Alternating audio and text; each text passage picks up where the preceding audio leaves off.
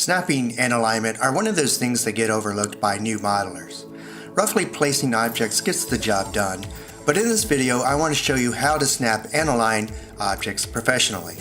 Hexagon has many features that help you place objects with precision, but it's not very obvious and it's not in the manual. First, let's go over all the different ways you can snap together objects. You can snap two ways. One, snapping with existing objects. Two, snapping while creating objects or elements. And primarily, there is snapping while holding the Shift key down, and there's snapping by using the Snap Align tool. Before I get into it, here in the lower toolbar, there's an icon for setting your snapping options.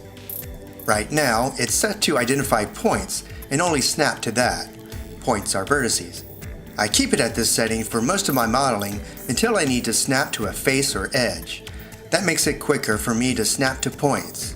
Also, with some tools, like the Polypen tool, snapping won't work with every one of these on. Okay, I've set that to points. When I go to make a cube and hold the Shift, I get this crosshair and it's snapping to the center of the world. The crosshair lets me know that the snapping is looking for a target. It will only snap to the center of the world in this case. No other objects are present. If there were, Hexagon would assume I want to snap to them.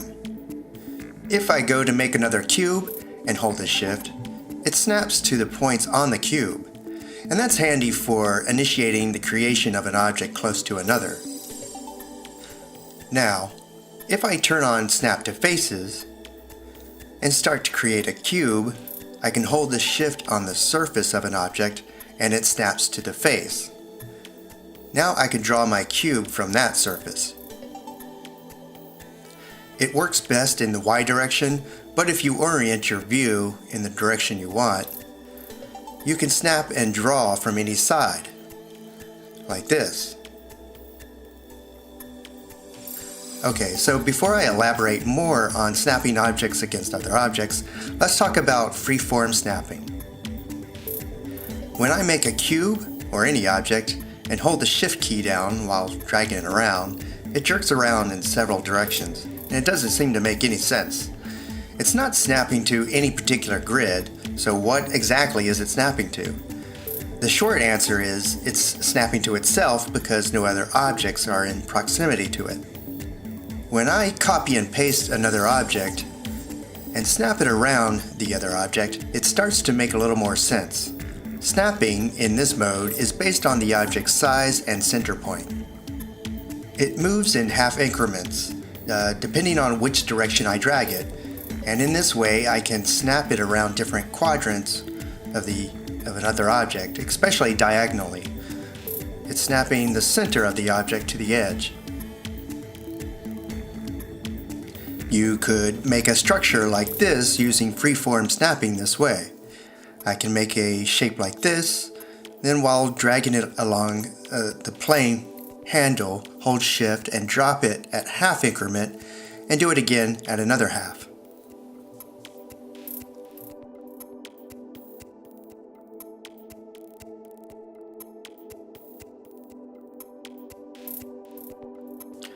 What's useful is that I can snap different objects to the center of other objects. For instance, let's say I need to snap this sphere to the center of this cube. I can press the space bar to turn off the manipulators, and as I start to drag and move the object, I can hold the Shift key to snap the sphere to the center of this cube, or this cube, or this one. Now let's look at snapping via vertices. Let's say I have some prefab shapes like the support beams of a house and I need to snap them together. I want this beam here to snap to this one here. What I do is set the pivot point to the lower outer corner and then move the object close to the other. Then holding Shift, I drag the object to snap to the other.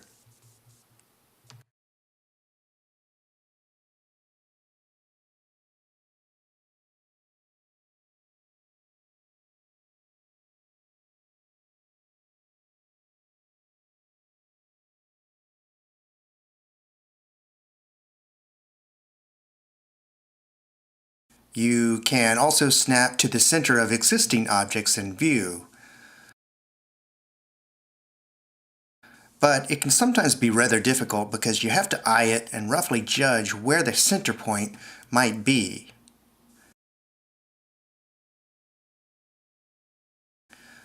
But once you find it, it's useful for quickly snapping several objects into place.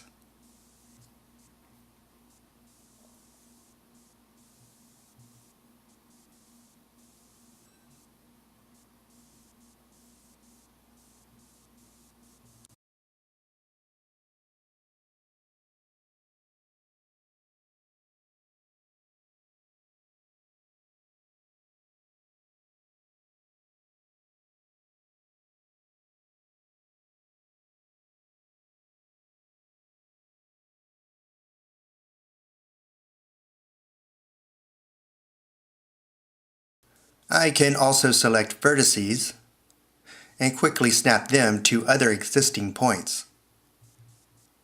Also, it works best if I set the pivot point beforehand.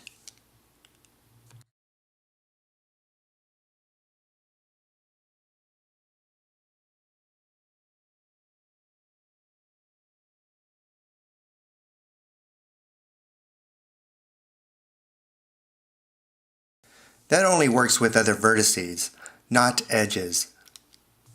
But what you could do is add temporary points to objects just for snapping to it. I'll select this object and press X and then press return to add a single point here. Then I can go back to selecting this object and the two vertices and set the pivot point and then hold shift to snap to that point. I can then flatten that out. I could use the symmetry tool to mirror the side, but let's move on to something else now. And last I can go back to the other object and delete that point since I no longer need it.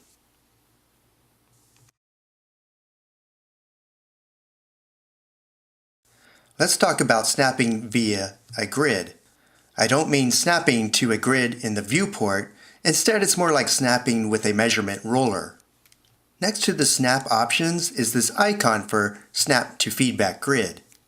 With that on, it allows me to snap to a measurement grid as I create objects.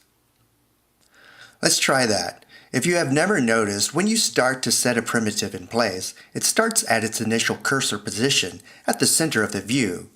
Otherwise, it sets at the last place you made an object. Here, I have an object placed at the grid position. My grid is 10 by 10 units. You can think of that as 10 by 10 inches or 10 by 10 centimeters. It's up to you and whatever you might be modeling. This cube is 10 by 10 units, and to place it on the grid, its position is 5, half the grid space. I want to make another cube like it on the opposite side at 20 units over. First, I set the snapping to half edge. That makes it so that I can snap to the center of the edge. Making sure the feedback grid is active, I set where I want my initial draw cursor to start by starting a cube. Hold Shift at the half edge, click, and press Escape. Now, when I draw again, this time the cursor remembers the last place I clicked and initially begins there. So I can measure minus 20 units over, then click here, and draw a 10 by 10 unit box. Let's try another. I can press the plus and minus key on the number pad, and that changes the segmenting of the measurement. I'll click here at 10 and draw a 10 unit high cube. As a side note, if you don't see your measurement numbers, you need to set that up in your preferences. Under User Interface, Rulers, there's a tick box for Display Coordinates on Axes. The feedback measurement grid is probably best used with the line tools. With it, I can draw precisely measured lines, also sometimes called splines. They can be used to create shapes or used as reference, like a blueprint.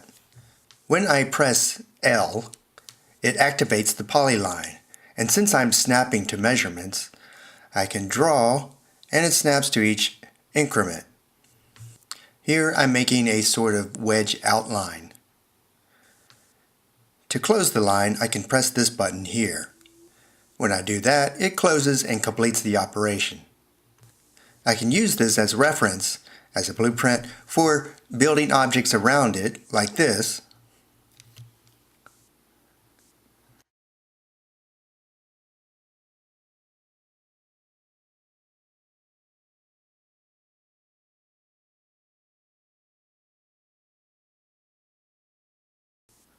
Or I can extrude surfaces directly from it, like this. The spline stays separate, so I can keep reusing it or hide it when I'm done.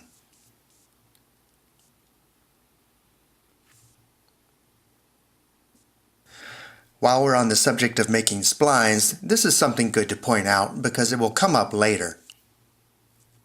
With the feedback grid off, I can make a line in any direction. However, if I press the space bar while drawing, I can restrict the drawing along the plane in view. Also, you can see what plane is locking with the colored line in view, but also it's represented here as icons. So, as I draw, I can change my point of view and press the space bar to toggle which direction I want to lock to.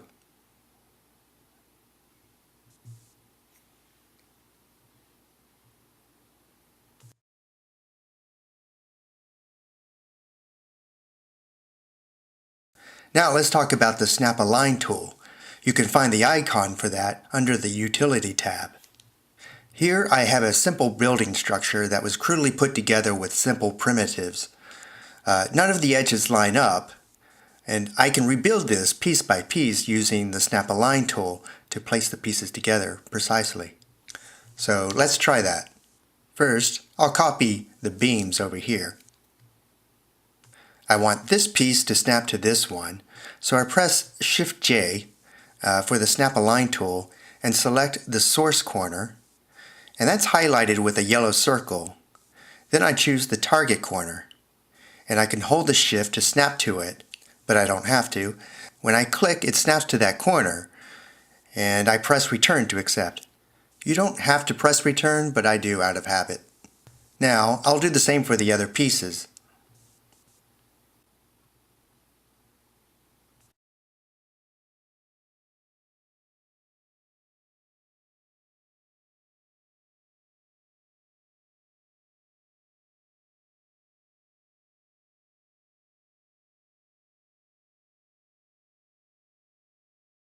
Now I want to fit the wall in place.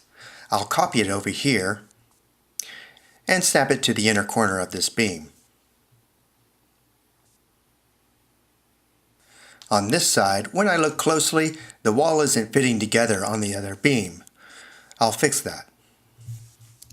I isolate the wall, pressing Command-Shift-I for isolation mode. That puts the object into view so that I can more easily select and manipulate parts. I select this side of the wall, selecting this face. Then I press Command-Shift-I again to come out of isolation mode. With the face selected, it will move it over when I snap the edge over. Okay, so I press Shift-J and select the source and then target. Okay, now I can do the same for the top of this wall. I'll select this face, then press Shift-J, source and target. Now this wall fits snugly between the beams. I would do the same for the rest of the walls. However, let's go ahead and fit the roof on top in the center of the structure. I'll select these pieces and press Command-G to group them. Now copy the roof over, press space to hide the manipulators, and then drag it over and hold Shift to snap it to the center of the structure. Then I can move it up to position it to the top.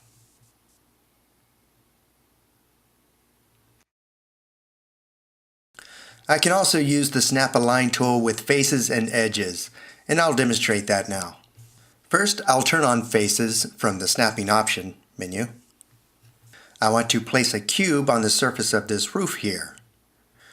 It snaps to the face of it, but it won't turn the cube to lay on the surface.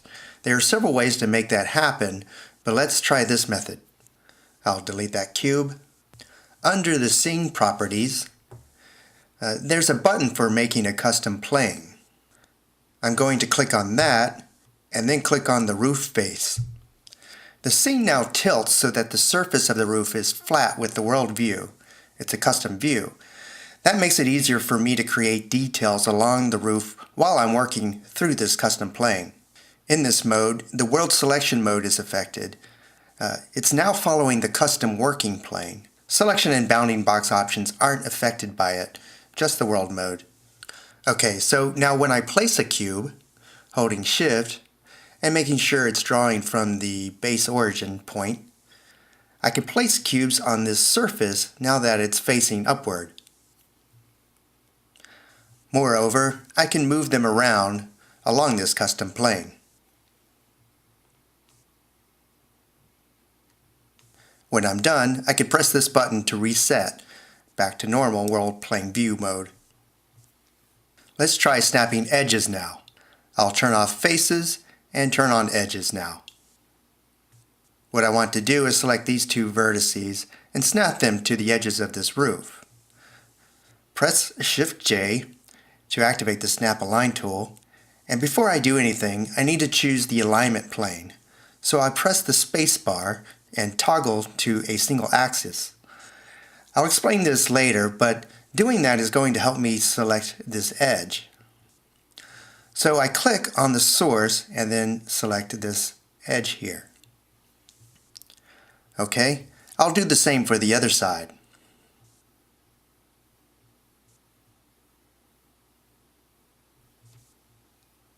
So one important thing to note here, it appears to have constrained the snapping, but actually it snapped exactly to the point I clicked. See, when I select this polygon, it's not exactly flat, so I need to flatten it under the scale manually.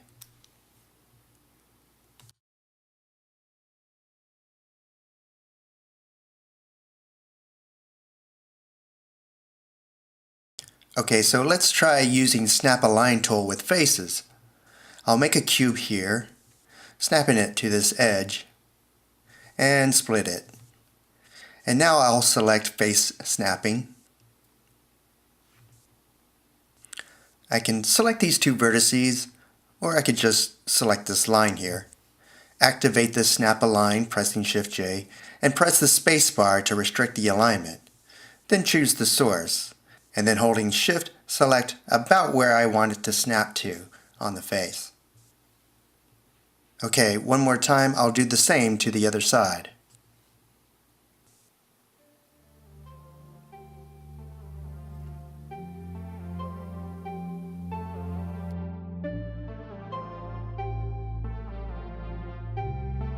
I can do a few things to finish up this model, so that's what I'm going to do now.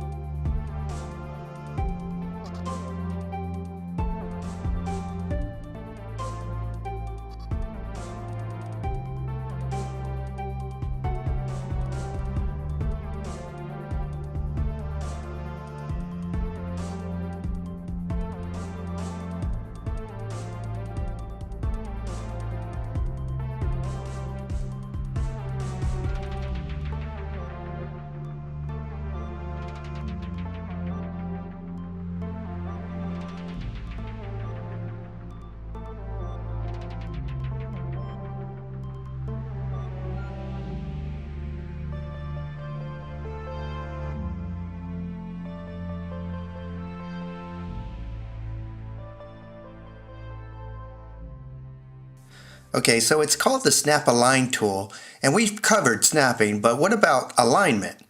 Well, let's have a look at how that works now. I have this detail here, and I want to duplicate and align it to the other side of this building. First I duplicate it and place it about here. Now to align it with this edge of the building, I press Shift J and then press the spacebar to toggle and restrict the movement to the X-axis direction. Okay, select the source corner to align, and then without holding Shift, select the closest edge to align with. It aligns. If I test this, the alignment is accurately along the edge of this building.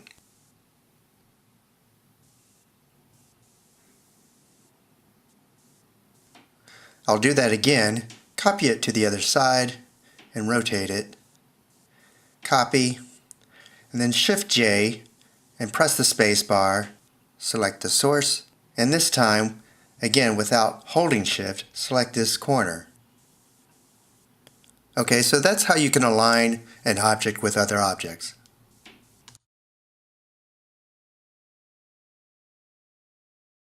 Now that you know about the Polyline and the Snap Align tool, I want to demonstrate something else that's pretty useful. With the Polyline, I can draw around an object and it can be used to help me fix objects together. For example, I have this low poly spaceship here, and in the front is this spherical canopy that I want to fix to the body of the ship. Right now, it's simply merging through it, and that's okay, but it's not very realistic, nor useful. I need the outer edges of the canopy to go around the body of the ship. To do that, I need to snap each point to the body, but I need to give it a guide. I'll use the Polyline to do this. First, I need to turn on snapping for points, edges, and faces. That makes it so that as I draw around the body, it snaps to it. It's going to be hard to see what I'm doing with the shapes being this color, so I'll set it to a darker material color. Just for demonstration purposes, holding the Shift, I can draw along the surface of an object with the Polyline tool, and it snaps to the edge, face, or point. Once I have that, I can extrude a shape from it. Okay, I'll delete those. What I want to do now is draw a line around the canopy so that I can snap each point to it. In preparation for this operation, I pre-split faces wherever I need them, and that will make more sense as to why I do that soon. Now I need to lock the canopy so that I don't accidentally snap to it. Okay, so let's get started. I press L to activate the Polyline. What I'm going to do is draw around the spherical shape point by point.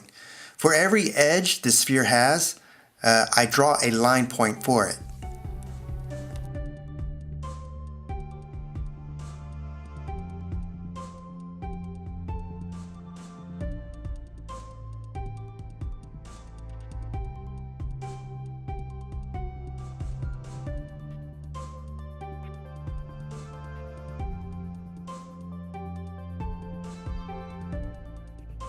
There, it's not perfect, but this is just to demonstrate the operation.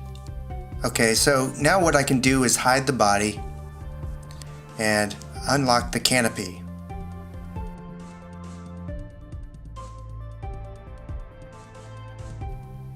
Then from the menu, select Snap to Points Only. Then, point by point, I use the Snap Align tool to snap to the line I drew.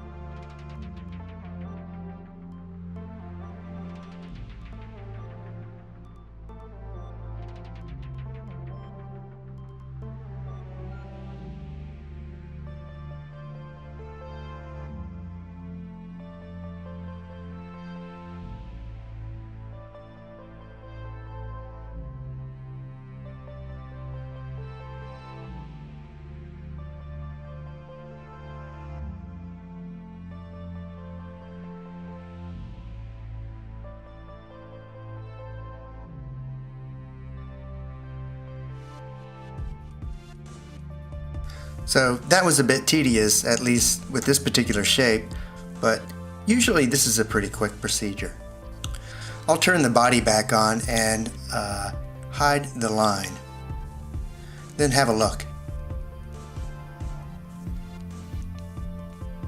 Okay, now that I have a clean line, I can make a more realistic seam between the canopy and the body. Another way to join shapes like this is to use something called booleans, but I'm going to save that for another time.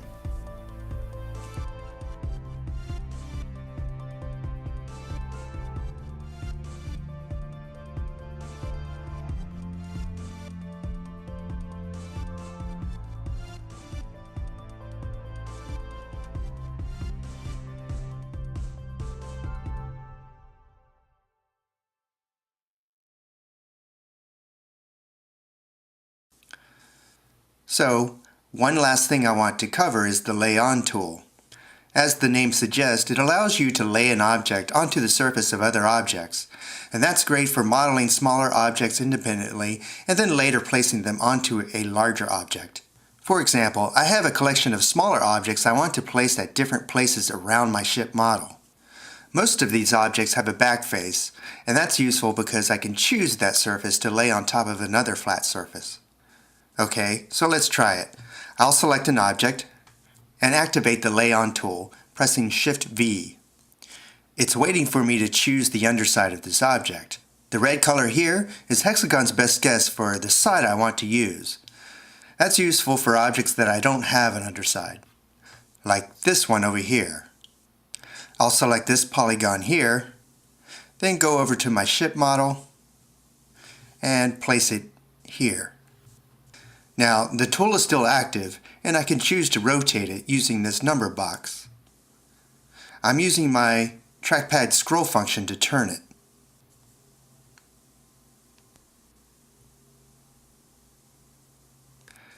The other button here lets me flip the placement to the other side of this polygon. In this case, I don't want to do that, so I'll press this to flip it back. And press Accept. Okay, so let's try another.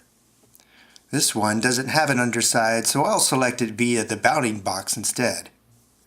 When I activate the Lay On tool, it's pre-selected, so I don't need to press anything here. So I can select the surface of my ship, and it snaps there.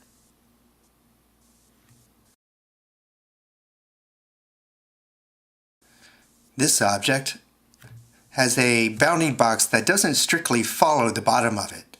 No problem though, since it doesn't have an underside, I just select this polygon and then place it.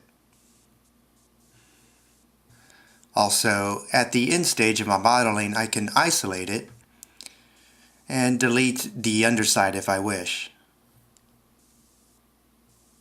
If I need to move and scale this, I can choose the custom plane and do that. So, as you can see, the Lay On tool is quite useful for adding small details to another object.